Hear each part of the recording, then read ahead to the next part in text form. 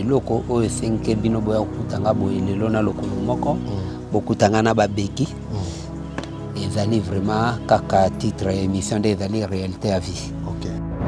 Niko se retrouver na se na moni siko liziba makila na moni muku wa pembe na lobi oh Seigneur pourquoi na bandiko bonde la Seigneur sunganga vraiment arrêter hémorragie mpe mape ya kobenga kamno ndenge matingomba ezate na tikala kina kati ya zamba ngamoko yala 20h45 na kati ya zamba na ndenge babanda kolandela bakana nga lokolo ekopola tango lokolo poli et ko senga siko ke eloko ezala kiliso espoir ezala soute ni ba docteur ni na famille baketianga na chambre moko isolée donc chambre nga nazala ki pour les kalibanda bo ko lekate solo banzinzi donc ti babandi ko taye mikuwali misuni wana babandi ko kata chaque jour bakata ti na ko zonga lisusu na niveau ya mukuwa ya pamba basala nga sans anesthésie na lela kana ganga donc la kati na eko bima na kende ko kaka tango na bimika na porte kaka ya salle na biso pona koma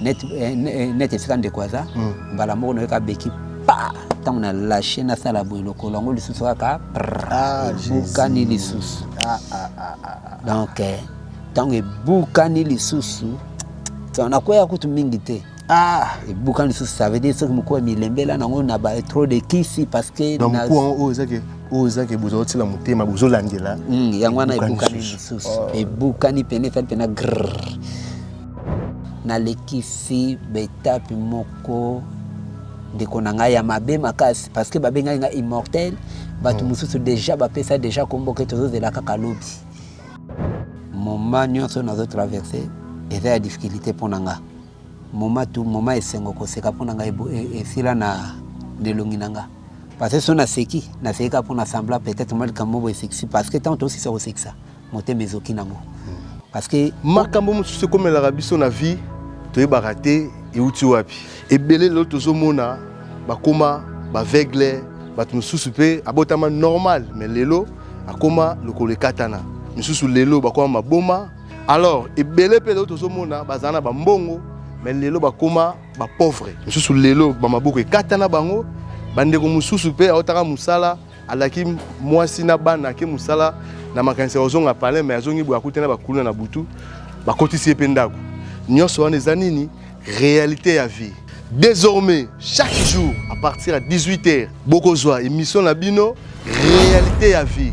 Réalité ya vie eza émission oyo chaque fois tu Sarabino FM télévision et la Rabino Marambasika. Réalité à vie est une émission oyo pour découvrir ba histoire vraie ya bato akuta na ba vie pour que et puis ça biso maele ba obiso to tikali to ba ndenge nini to ko vanda na vie. Bonjour, bonsoir, ça dépend Herbozota la biso partout dans le monde. Mbote na bino so balandi ya FM télévision. Merci na confiance bozo pesa biso, merci ndenge bozo partager ma vidéo na biso, bozo aimer, bozo commenter en tout cas merci beaucoup. Car ndenge na Sarabino FM télévision ja chaîne to kitara partout pour nous la sabino ba réalité ya vie.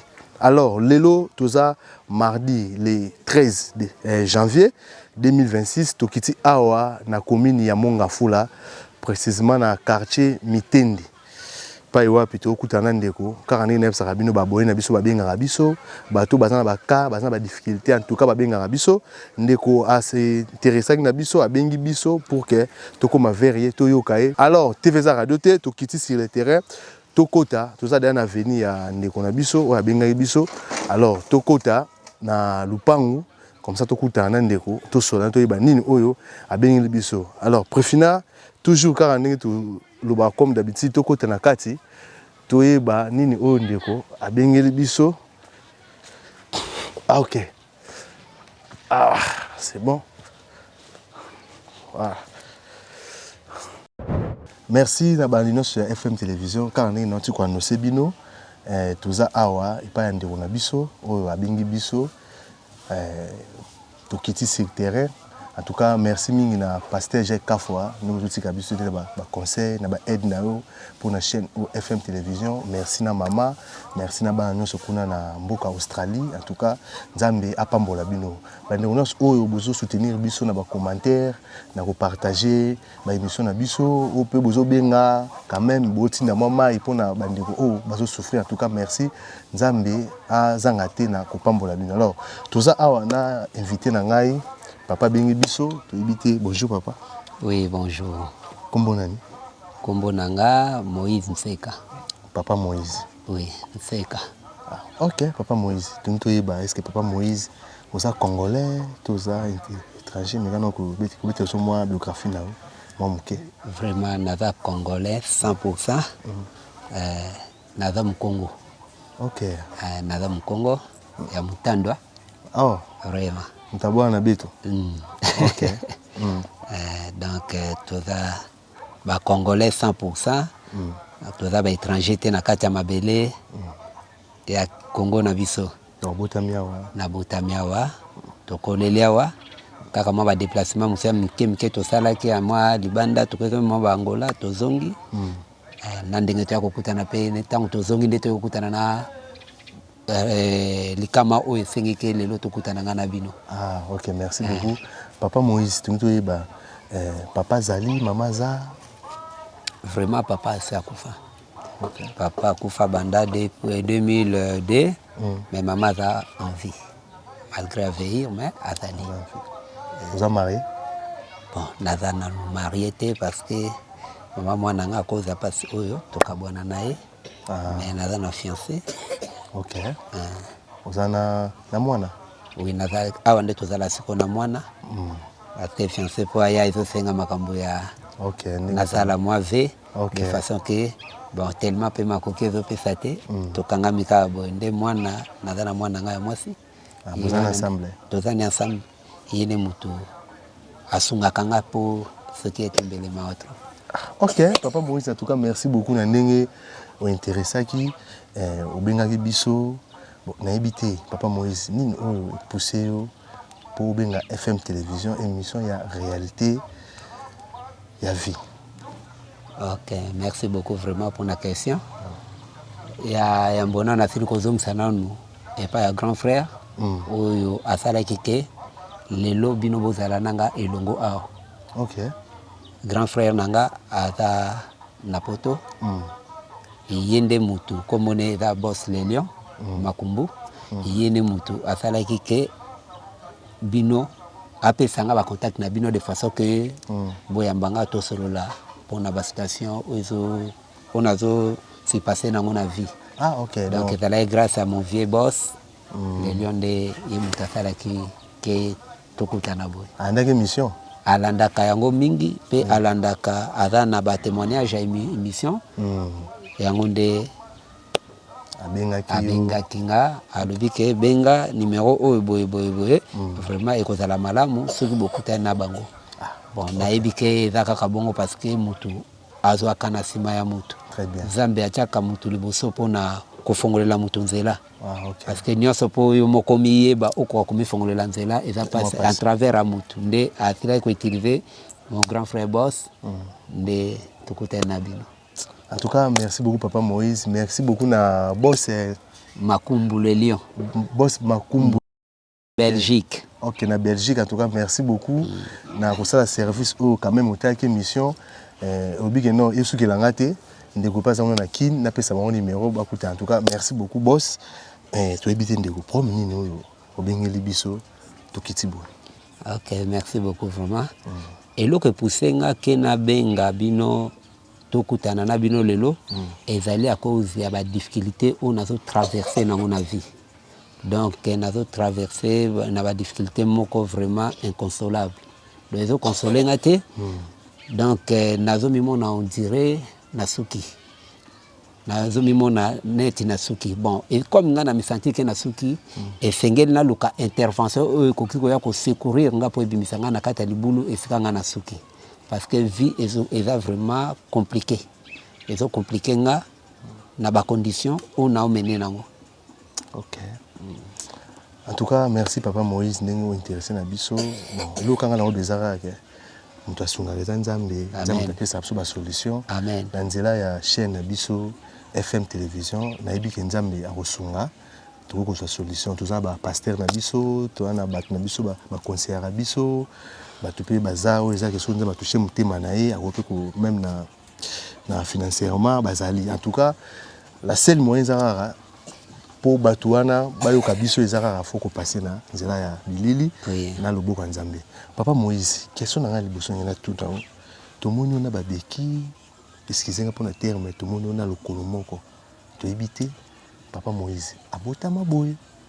To eza ku oyo kutena na vie, mais quand on correlater biso histoire na yo, ko émission eza réalité ya vie.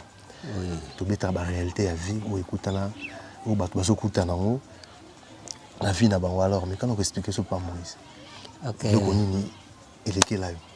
Vraiment, et loko o esenke bino boya kutanga boye lelo na lokolo moko, bokutanga na babeki.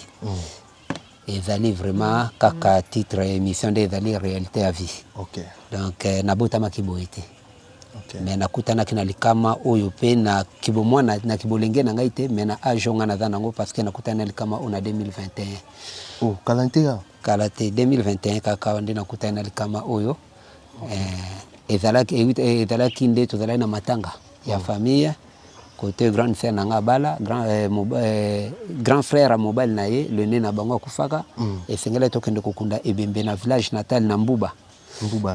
Donc talaka 2021 tozalaki na moment confinement makambebe ezalaki belé bembe ko lala te mais eko tomber que tokomaki na Mbuba babutu vraiment ti ba 20h tokende vers 20 vers 21h moi nde to banda kotambola nzela ngo pe première fois pour na yebi pe kotango te etala na kati ya zamba vraiment tokomi tomoni ngomba moko donc bokende kokunda matanga etala na kinawa tolongwe na ngo apartant chill nde to matina ngo toke nango na village natal ya babo frère na biso na Mbuba kuna na kati ya Mbuba kuna. OK.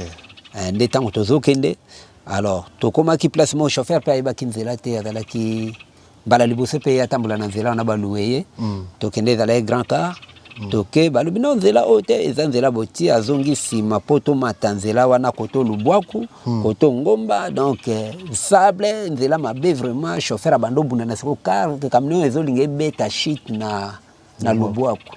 Alors ti ezo bunda na wana ebandaki kokoka komata te bundani bon ndenge pe na longwa likolo mutuka na ndenge na kota na se na yeba te papa parce que biso tozala likolo mabende menga na tala na première ligne likolo carrosserie na mabende na tala na première ligne te na tala na deuxième ligne tozape na batwa nde tozaka botala ka ni bavanda voilà menga na longwa likolo mutuka na koya na saka batu bayeba te otozana bango wana. Batu bayebate alors ndenge banda ko balancer wana ba casier cercueil ba biloko to memaka et déranger ka pe moi batu mususu moi ba dérangement mike mais ngana longwa pa na se retrouva et sengela vraiment nde camion e matelanga boy mais Nzambe asali grâce tous les deux pieds oyo et continue sa nini oyo partout oyo et contre mur nde loko sauva kanga wana ti camion tangita amati abroyer makolo on a même camion au bozana ngo otozana muka ya mwana kaka tanga matelinga papa ndezi makoki ya komata tanga mati na lataka jean tous les deux makolo jean et pasokaka alors tanga mati eloko moko nzamba sala nga grâce na perdra ka connaissance te tanga mati ba minda camion ya sima tanga beti niko se retrouver na se na moni siko liziba makila na moni muku wa pembe na lobi oh Seigneur pourquoi na bandiko bondela Seigneur sunganga vraiment arrêter hémorragie pe mape akobenga camion ndenge matingomba ezate na tikala kina kati ya zamba nga moko yala 20h45 na kati ya zamba ti camion ke côté bakene mwasi moko azana na kata camion wana on dira kotaki onction alobi non esika tunga to sala accident nazomona mutu moko ko yiwana soki to rapidité te akokufa batu balobi oh tika ba makambo lukutana toza kokoka déjà grande sœur nanga grande sœur tozala na kataka ayoki parmi bato bazolo ba likolo ya camion mais voilà nga ezobimate la beleli Moïse rien Moïse wana sekeleki nanga tango batelemi babandiko yana musika na moni mwinda torche ezoya bazoya ti bakomi wana baye kokutanga bango pe panique bazokoka kosimbanga te parce que hémorragie ezalaki ya makasi lokolo banda awa ti awa ezalaka vraiment netikalika parce que naza pe na baimage nango awa malgré bamitongelaka yango baimage wana oyo ya ndenge ezalelaki mpena nde eza na hôpital ya Mbuba esika baintervenaka nga bango mpo bazwaka yango balobi te babiloko oyo eza baélément moko tokoki koperdre yango te parce que eza très très dangereux eza na hôpital ya Mbuba wana donc lokolo vraiment ezalaki moya kotala eza te bakanga ngo liboke na ndenge toyaka bakanse to bazongi na torche wana bazongi équipement nyonso dakar siko kamino mpe ekomemanga wana mpo ezonga boye eza te mpo nzela ngo eza kaka moke moya kamino esala manœuvre eza te ti toza kaka wana nzambe ekosala grâce moto emema mpe bakita matanga batindaka parti ya mboka kuna ekende kolue na Mbuba ntango ezoya babandi kobondela moto eboyi komemanga ti bamemenga na dispensaire moto batali balobi okana biso te il faut kaka hôpital ya Kisantu Saint-Luc donc ti toye kosala ndenge wana baye kolongola moto babondeli bapesi $50 bakiti ici bakiti batie na grand na camion ebembe nde bamemaka nga bakangi lokolo o liboke na ba grande sœur tokiti ti na Mbuba en plus lokolo mpe nzoka ebukanaki nango te moku ebukanaki te kaka azospérone oyo moke yango nde ebukanaka mais lokolo nyonso tu nde epanzanaka vraiment alors tokomi na hôpital wana balobi bakata lokolo wana ti baomembo souffrance donc douleur emataki bo donc tikali kana souffle ka koto nyonso tout donc ce qui moindre erreur donc on sentir vraiment net kaka okatinoka motema donc souffrance to koma na hôpital wana boyebu docteur atali bo babandi ko intervenir wana na ba to koma ka na ba 22h moins mais nzamba garda kinga vraiment malgré hémorragie nzela to ndo kende makila talaka lokoleza opanzana bakangi te malgré bakangi kiteni côté tikala kana kuisawa donc na ndenge baintervenaka mais batonga kango bien te parce que basokola kango bien te comme ezalaki na mabele misuni wana nyonso tu ekotaki bamabele banzete ntango bango bato basali kaka intervention rapide basokolika likolo batongi na ntongo nde baoncle babengi baoncle baye kozwanga partir ya hôpital wana mpo bamemanga na hôpital ya monene Saint-Luc mpo na boyaka bakatanga lokolo a partir ya Mbuba alors baketikanga na Saint-Luc bango bazongi mpo balandela camion wana bakanga yango a partir ya Mbuba alors ntango camion mpe kuna bango mpe bazalaki mal à l'aise famille bato nyonso bazalaki mal à l'aise bakunde ebembe rapide baya boye bakanga camion nde baportaki yango plainte na Mbuba balesi la police na biso ya Mbuba wana bakimisi camion donc bazwanga en charge te mais nzambe kaka na bolingo tikali na hôpital wana natikali na hôpital ya Saint-Luc ya Kisantu na ndenge babandaki kolandela bakana nga lokolo ekopola ntango lokolo epoli ekosenga sikoyo ke eloko ezalaki liso espoir ezalaki so te ni badocteur ni na famille baketianga na chambre moko isolé donc chambre nga nazalaki mpo oleka libanda boye okoleka te solo banzinzi donc ti babandi kotaye mikuwali misuni wana babandi kokata chaque jour bakata ti naye kozonga lisusu na niveau ya mukuwa ya pamba basalanga sans anesthésie na lelelaka na ganga donc olalaka ti naye kosala na chambre isolée fo ezala ba 9 mois nde na misuni ebandi kobota parce que tant nyonso wana natikala oyeba elongo ya docteur te na oyebaka bamédecin stagiaire mpo bamona déjà kuna soki otuni bango tolukaka moko wana botika na bino kabozelaka ngonge kokaka kaka donc ezalaki déjà désespoir eliki ezalaki so te mais nzambe lokola aza nzambe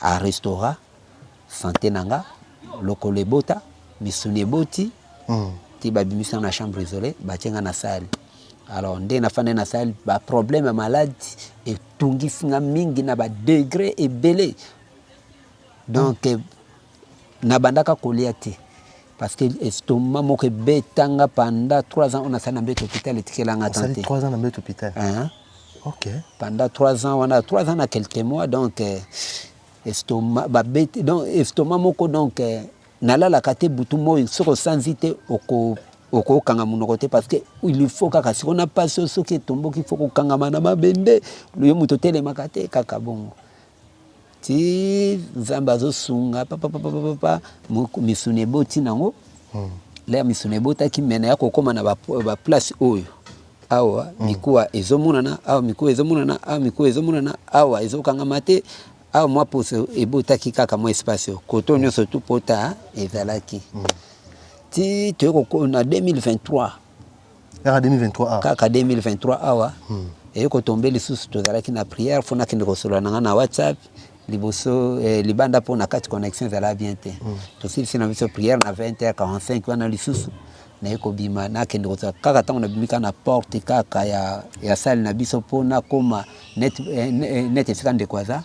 Mbala moko na ka beki pa tango na lâché na sala boy lokolo ngo lisusu kaka bukani lisusu. Donc tango bukani lisusu on a quoi kutu mingi te. Et bukani lisusu ça veut dire ce que mko milembela na ngona ba trop de kisi parce que donc mko ozake bozoti la mutema bozolandela yangwana bukani lisusu et bukani pene fait pena grrr.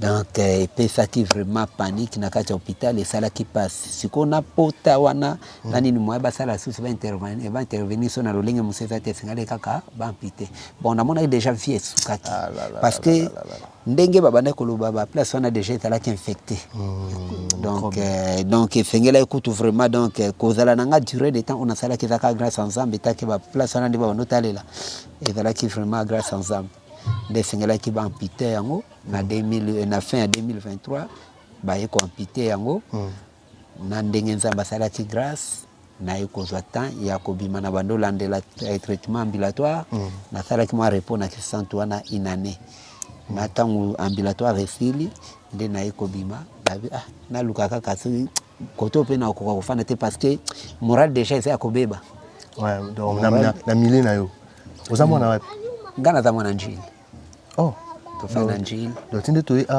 ozamona koto te tena mwana koto te biso tofana njili quartier 1 koto na yaki vraiment à cause de déception ya vie ndenge moral na ngai za kobeba parce que esili sanga na esengo ko vivre le temps bouti nini qui sent donc à partir kuna na yeba ka frère moko tozala ne kuna nde na yebise lukela ka ndako koto komona kaka mais ezala musika na njili nde na tinda koto nde ba yeko zilanga ndako oyo nazali parce que kuna na njili pesa na lobaki ke na kinoko zanda na zala pena makokite voilà alors singa fo milemo kaka milemo za kata mwa ndenge na fanda na mwanga opo na cascade choix ezala kite na ndenge bazula kanga ndako oyo na ekokota a mais kozala nga pe a famille musika ba famille ba ko otala nga te donc na bani visite donc ba famille pe kaka boy siko na kosala nini na sala kate na bimaka te nga tongo midi poko na kaka na porte ndako donc nde histoire à vie ekomelinga yango na vraiment na lekisi betape moko ndeko na ngai ya mabe makasi parce que babenga nga immortel batu mususu déjà bapesa déjà komboke tozozela kaka lobi tozozela kaka lobi donc souffrance oyo chance que Nzambe asalaki nga grâce kiso ekoti na nzoto oyo parce que ndenge ezalaki wana il faut ka batiligra na kanso mais corps médical ba yebi tiligra wana ndenge lokolo etikala ka boy soki bakangi babandi okofungola ngote parce que nakufi eza lokola Thompson bokalingi so tele ekangami na kikalungu so longo de kosala na misuli na ba poselo etikali voilà donc so batie band bongo ekosimba te il faut batiligra siko paquet moko banda awa ti awa na banoko ta deux paquets wana tondo somba ngo ba 11000 tiko chaque jour fait kotaka deux paquets donc on a l'équipe moment moko et fika ba fungola nga lokolo ko zala te po ko okolela kaka pozomona déjà mais muto pa ko feza la passe ya muto pa ko feza la passe pour pas songa na moni ata pour na pansement oyo est impossible que cause la envie bon mais tina za la envie ngamo sona mitali na komisa Nzambe pour passer en tout cas merci beaucoup Nandeko Moïse toyebi ke kobeta lisolo oyo moment oyo traverser ya passé kobeta ngoboye ozo rejoindre sur ba moment na za passe makasi mais ozaki important bandeko bazolanda bayoka histoire na yo ba moment oyo otiko traverser en tout cas merci beaucoup balandi ya FM télévision merci beaucoup ka lisolo ya papa Moïse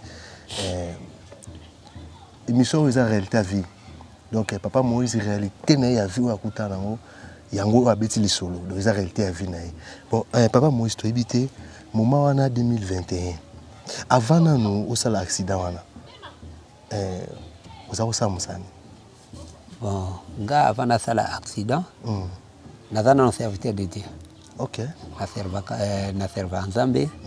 En même temps na banda na moi temps libre na banda na sala ka moi ba retrait. Musala ka ya réseau ya cabine. Ah OK. Ya retrait côté ka ba crédit. Et on a banda ki ko sala yango wana. Mais quand même visa ki nango normal. Bon, vraiment nazalaki na difficulté te ona koki soki lelo na lata souci parce que nazomona ke vie soki parce que nazomona te sika na kobandela po na banda ko construire ata eloko moko na vinanga. Bon habite non avant on joue choc. Visa ki nango normal quand même on sala ba activité na yo. Oui, l'activité est normale. On sait la Nzambe normal, mais comme nous est vraiment intact. Tant que problème onde, naiko perdre. Naiko perdre. Talaka 3 ans déjà dans l'hôpital, n'a pas déjà bloqué. 3 ans dans l'hôpital, au ressort l'activité mon côté, vous êtes déjà dans la prison. Très bien. Vous êtes déjà dans la prison. Tina sorti nanga temps ya repos na onaza lelo. Donc moi na ça l'activité mon côté, mais n'attend on a l'activité ça là bien vraiment. Et banda ko sumanga. Vraiment. Papa Moïse, yebisa biso depuis bakati lokolo, ça fait combien de temps? Bakata kinga lokolo na ça fait il y a temps qui mien nanga 2 ans parce que bakati kinga na 2023. Ah. Bakati kinga na 2023 na 8e mois 2023. Mois de août 2023. Na eko bim hôpital ba 2000 et na 2023 na 10e mois. Après 10e mois na ndé nazo kende kaka na hôpital pansement ambulatoire pour nazo kanda ko pembeni na hôpital pour na kotika bambeto bato mususu bakota. OK. Na uta libanda na okende ambulatoire ti to comme 2024 déjà pota oyo et kangami. Ah, en tout cas. Ça fait 2 ans. Papa Moïse n'a pas pu se makasi. Papa Moïse, yebisa biso nanu. Bande ko bi bazolanda yo, bande musupe bazana ba kamoro boy bazokuta na musupe pas même une semaine, pas même 1 mois, pas même 3 mois, pas même une année, bazo baté ba kosala nini mais quand même yo to kuti yo, oze pa na yo, aux envies avant tout bateau ban émission to yo pena donc malo banzambe na monoko en plus on serviteur de Dieu, oza toujours na ko espérer qu'un jour eko simba. Na ebité bande ko azomona ke esili pona yi akweli kumoko boye accident moko boye nini okoko lobala bandeko baolanda comme conseil? Vraiment comme conseil on a opesa bandeko wana na kansi conseil wana ekozala na 1 Corinthiens 10 chapitre 13 nyonso ekomelinga to ekomeli bango existaka nango ezala nango déjà na mokili. Et comme ezalaka nango ça veut dire faut ko kaka mutu. Mais Nzambe ne mutaza moyengebe. Parce que Nzambe soka permettre étant le logo moté ko salima na vie mutu ça que Nzambe a permettre yango. Ce qui Nzambe a permettre yango, ça veut dire yé akopesa yo makasi. Ako permettre te epre bitumbana eleka yo na makasi. Akondimate ke bitumbana yo eleka yo na makasi. Ça veut dire soki bitumbana yo eleka yo na makasi ke Nzambe atikali son Nzambe te. C'est que Nzambe atikali ka Nzambe te. Ça veut dire tango abitumba ye akopesa ne makasi pe lolenge nini akofwa nzela lolenge nini akobima na kati ya bitumba wana na kati ya komekama wana akopesa pe makasi akotelemela yango bandeko obazana ka oyo to obazana ba situation moko très difficile. Je pense ngana lobi elika na ngezala ka Nzambe parce que na temps oyo nakutana na likama ona yeba lisonde babonde la kati na yeba lisu tant ko kanisa makama Nzambe te moi si te moi na te le côté parce que nazalaki déjà et na perda kinyonso et donc nazala ki pena na bomoité mais molimo ka mutezala na bomoy mais Nzambe oazongi sekinga na bomoy atala kapé lolengo tambola ke très bien parce que zana biloko mususu tango tamboli mabe mingi Nzambe ko loba oyo atana zongi se na bomoy ataka pona ko détruire langananga. Très bien. Ça veut dire faut tambola ka malamu. Amen. Totambola ka na kobanga Nzambe soki otamboli na kobanga Nzambe quel que soit likama nini kokomela yo Nzambe moko za la parapluie na yo. Amen. Ata na kati ya soins intensifs ye akozala na yo kaka elongo. Ça veut dire tant tukuta na yango to désespéré te que tant Nzambe atikinga non Nzambe atikite parce que tant bitumbe yaka Nzambe pe atalaka à tout près. Diable pe atala à tout près. Et tala likamba ko welana. OK. Alors ezana makama mususu toza ba africain. Ezo wita bitumba mabota. mais so zamone laka nzambe ba ange pe bazawana pona ko batela yo amen c'est que espoir to ko tiango epa ya nzambe mais epa bituma mabuta te epa bandokite epa ba magicien te très bien donc conseil na opesa bango mutu nyonso aza na baka oyo ezake aomona neta suki yende akanifike ya suki mais nzambe na yo alobite ke suki amen c'est que nzambe na yo atelema mutasuka chaka kelika epa na ye okomona lobiko oyo akomemelo na dernier temps. Ok, merci Papa Moïse pour le conseil nous pesi bande. En tout cas merci vraiment bande FM na sibino bolandi Papa Moïse ndeko oyo monique au désespéré o aso na dans mon vie sur na sensité au côté ba souci yoka conseil à Papa Moïse en tout cas et pour motiver Papa Moïse question na nga tuna ya curiosité tant ba katso lokoloyi awa ba jilo ndako au côté na ndako au se montaki moment na comment vous avez facilité hein? Vraiment, merci beaucoup. Et voilà qui facilité. Premier jour, on a bimé à l'hôpital. Pour nous, on a libanda onzela. Pendant 3 ans, on a allé coffrer dans quelques mois. Donc, pour tout le monde, tout le monde a libanda et tout le monde a été comme ensemble. Parce que mon a libanda na ba fenêtre, mais na boyo mon a kangote. Mais premier jour, on a mon libanda à l'hôpital Saint-Luc. Na mi mon a on dirait na bongi déjà. Et na zala kane sengo na ndaku. Na koka kolala te émotion. OK. Et là vraiment émotion na sala 3 jours ya insomnie na la kate émotion vraiment et ça la makasi. Émotion na donc ya plaisir et na zongi bisusu na bomoi. Na komi komona batu lokola batu nesto ba mona na mona. Donc pour na yo ozaki plus important dans notre vie koza na bomoi. Très bien. Oui. Donc et ça la kanga plaisir makasi. Kolongwa kuna koya ao na longwe banda la mer rouge on a traversé qui banda hôpital Saint-Luc na centre pona koma ao ezala ki lisusu sengo makasi parce que million na tika kala na moni yango lisusu na vivre yango donc et lekela kinga parce que espoir ezala kite mais nzamba yeba ke kozala bongo. Donc malgré tout les lots aux allo Colombo mais quand même au monde qui non aux envies. Oui, nous avons envie, nous avons envie, malgré et c'est un parce que nous avons consolé à cause de l'étape de vie où nous avons mené il y a des difficultés. Bon, Papa Moïse, difficulté au commune en na moment où depuis que l'accident, les lots et tout ça, au trafic c'est un moment ni a difficulté. Vraiment. Moment nyonso nazo traverser eza ya difficulté ponanga moment tout moment esengo koseka ponanga esila na nelongi nanga parce que sona seki na seka pona sembla peut-être mal kamobo eseki parce que tant aussi ça osekisa moté mezoki nango parce que on a bandaki kosala moyena sala ngo susu ezati OK ozotala est-ce que ngai vinanga esuki kaka boy. Est-ce que nani akosunganga poete na zonga ata na boye parce que tout le monde otokuta bazala liboso na biso ba koma pe batu minene. Oui. Espoir wana ezalaka mais ozotala na nzela nini. Donc tant on azotala tant mususu sokele la tant mususu moi mai kaka parce que koto to somba kama ikosomba na forage koto to na ba pompe forage mais tant mususu fandi bo mai ezate ozana mwana ozotala boyenga na ko supporter na nzala parce que to kosala nini mais tant mususu ozotala ozana mwana ozotala vie ozomene tant mususu ozotala likamoko boye na famille ezoleka tant on azala na ngana ko résoudre ngo mais lelo do babiloko wana vraiment elelisakanga esilisanga esengo na vie. Tant on a vraiment qui n'a aucun la niveau sur mutakabilité au koléati net bonana difficulté andako na difficulté ndako onde na futé la kaboye combien de mois non payé parce que batu mususu basunganga ta mutu na église moi mutu asungio ta mususu boy asungio donc moi batu amawa mais vipi akotambola pe na beki oyo kotambola trajet na kokoka kapete tala maboko ndenge kuma tala. Donc c'est la capacité.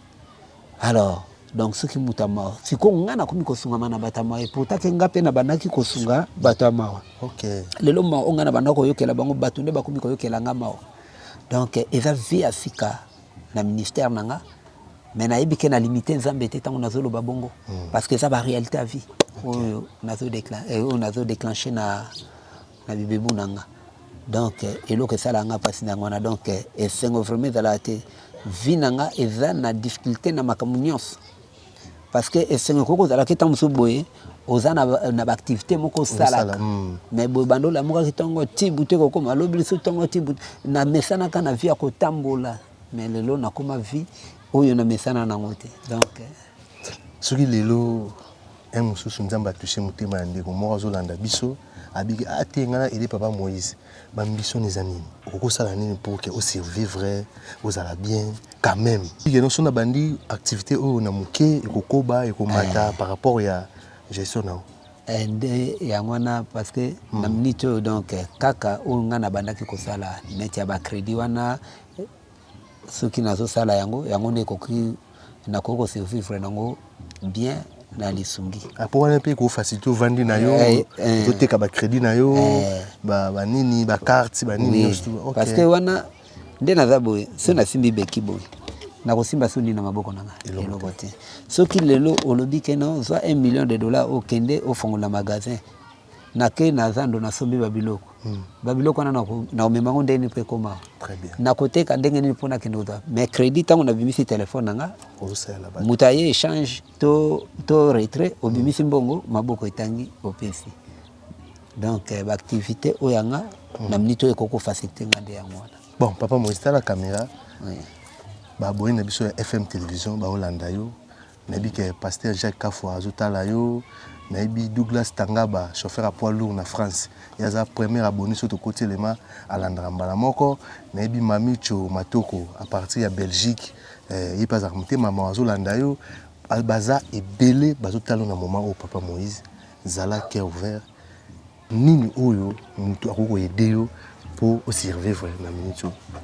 Ok, merci beaucoup vraiment. Na piscine no mbote pe na mon pasteur na ko tangi pasteur Jacques Kafwa. Nzamba pambolo papa na ngapo grâce na yonde. To sali ke lelo to zala auto zali to yokana pe na ibike to komonana. Voilà. Ok. Vraiment l'activité nanga je pense na expliquer ce qui lelo na na maison nanga. Ndina banda ko salela ba activité nanga. Ya ba crédit retrait vraiment na ko se sentir à l'aise parce que tant on a ça la activité na yebike parce que nzala za demo nzala souffrance za demo moko makasi parce que nzela nzala batu bayiba nzela batu basala kindumba bakota bonganga basala makamebele pe bakuluna lelo bazobima cause ya nzala mais tant où eloko wana déjà to arrêter hémorragie nzala au moins que raisonnement nanga pe ko zala un peu moi sourire ko zala pona ngai moi esengwezo ngana vie vraiment na oyo a monike akoko sunganga na ibike nzamba opambola ye parce que loboko epesa melaka na kanisi ba activité na lobi onga na salaka ba activité na lobi onga na salaka vraiment na difficulté mais vous avez maîtrise déjà ya vraiment da domaine ya biloko wana domaine nga vraiment oyo na sali mingi banda na na Congo donc domaine premier commerce na sala activité na sala za yango wana OK na domaine na maîtrise nango vraiment osa nini pour vivre sona mwana yoza na mwana wa uvandeni vraiment yango nazoloba eza donc ceux qui motema muteta qui sanduku to fongola boina ntolinga loba pa Moïse kanga pona okokate na obisama ya miso très bien peut-être olinga ko loba bongo donc na lisungi soki mutu akabelio bona kesenga na nzela te OK parce que ta domaine ngate mais nde to fanda kaboye na ko fanda boye ndenge koti boye pa Moïse ça tamutu ba na lupango aba mama ba eda biso tangu mususu muta kabilo madi dola mabandeko kaka nde ko vivre kaka bongo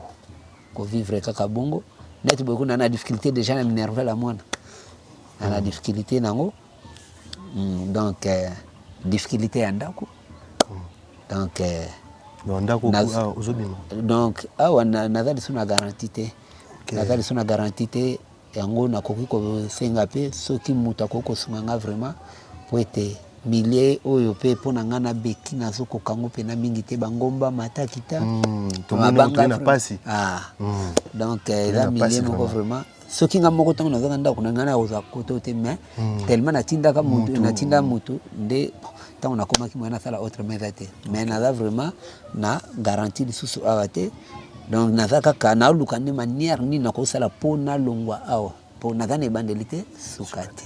OK.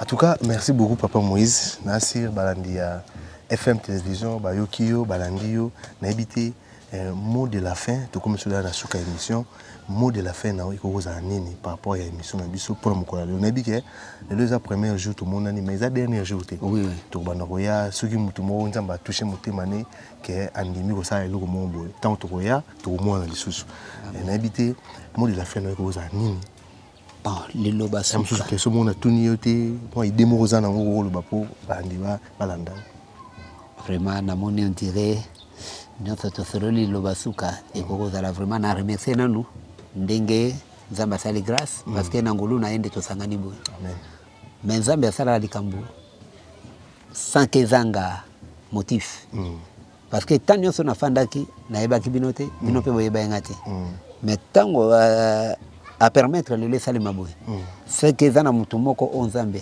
a placer na nzela nanga na amonanga na à travers ya service boy amen vraiment kolela nanga boyoki yango pe na bombi eloko te pour ce to lobike to tanda pena sur 3 ans jour par jour mois par mois ba o eleka donc to ko sala ta 3 jours pena ya histoire mais wana na katika kana mkuse parce que taona lobike na nyoko mingi na mbeto hôpital donc ce que na bimi fait bino ta fiche nanga on a traversé na on a côté échographie 6 fois na hôpital malade mon na ate mais ozana lokolo mais ozobela ça veut dire evebele mais to remercier Seigneur to na kumisa toujours nzambe na ndenge oyo lelo naza onazali parce que so naza onaza grâce à nzambe eza na makasi nanga ite ya ndekote ya pasteur moko te ya mutu moko songolo mpakala te mais eza grâce à nzambe dans le loba suka na kokoloba donc na pamboli na nzambe nanga na bolamu oyo asalelanga po lelo nazala envie pe na grâce asali ke lelo tozala na bino je pense que message nous déjà et c'est au lancement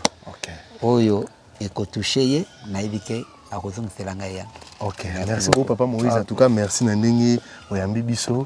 Tu vandi quand même, tu moni pas na watu merci beaucoup nzambe. Apambo na bike na sima émission oyo, en tout cas nzambe ça le boko, ikoleka na très bien. Merci na banyo su bozi kolanda biso na émission na bino réalité à vie. Car na tolo bake émission eza émission to beta masolo ya vie, ba réalité o batu bazo kuta na vie.